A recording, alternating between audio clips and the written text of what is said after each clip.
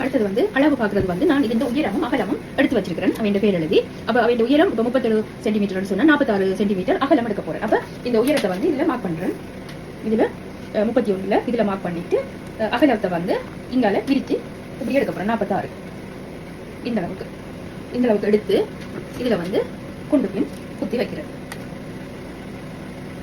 இதுல மார்க் பண்ணியாச்சு. இப்ப நாங்க விரிக்க வேண்டியது இப்ப குத்தின படிச்ச இடம் இதுலயே இருக்கட்டும். இதை கூட நீங்க இதெல்லாம் குத்தின பிறகு இதை தூக்கி இங்க வைக்க கூடாது. அப்படி வச்சா என்ன நடக்கும்? இங்க வந்து அகலம் குறைஞ்சிடும். இது இப்படி இருக்க போது இதைத்தான் நாங்க விரிக்க போறோம். இப்படி விரிக்க போறோம் பாருங்க. இப்படி விரிச்சு ஒவ்வொரு பீட்ஸையும் இது வந்து நேர நிற்கும். இந்த பீட்ஸ் இப்படி விரிஞ்சு வரப்போகுது. அப்ப இப்படி வைக்க இப்படி வச்சுட்டு நான் ஒவ்வொரு கையாலேயே உள்ளாலேயே தூக்கி இப்படி வைக்கிறேன் பாருங்க. இப்படி வைக்கக்குள்ள உங்களுக்கு மேலே இருந்து நீட்னஸ் சரியா வரும். நான் அப்ப சொன்னேன் நான் காமிச்சிங்க.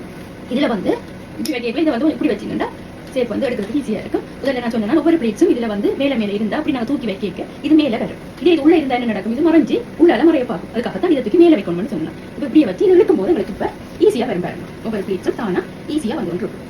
கஷ்டம் இருக்காது. அப்ப ஆரம்பமே நாங்க பிழை இல்லாம சரியா செய்தோம்னா உங்களுக்கு கீழே எடுக்கக்குள்ள ஈஸியா வந்து கொண்டு இருக்கும். இப்படி எடுக்கக்குள்ள இந்த இது வந்து உங்களுக்கு போட பெருசா கட்டுறதுனால இப்படி வச்சுக்கிறேன். இப்படி இந்த கொஞ்சம் காணாம வருது. அப்புறம் என்ன செய்ய போறேன்? கொஞ்சம் இதை அட்ஜஸ்ட் பண்ணுங்க. இப்படி அட்ஜஸ்ட் பண்ணி விரிச்சு அதுக்கேற்ற மாதிரி இப்படி வைக்க இது வரக்கூடாது. இதான் நகலாம். அப்ப இதுக்கேற்ற மாதிரி இப்படி விரிச்சு வைக்கிறேன்.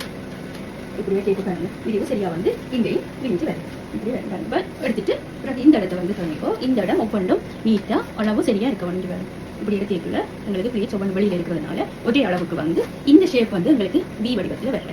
இப்படி எடுத்துட்டு அயனை கொடுத்து விட்டீங்கன்னா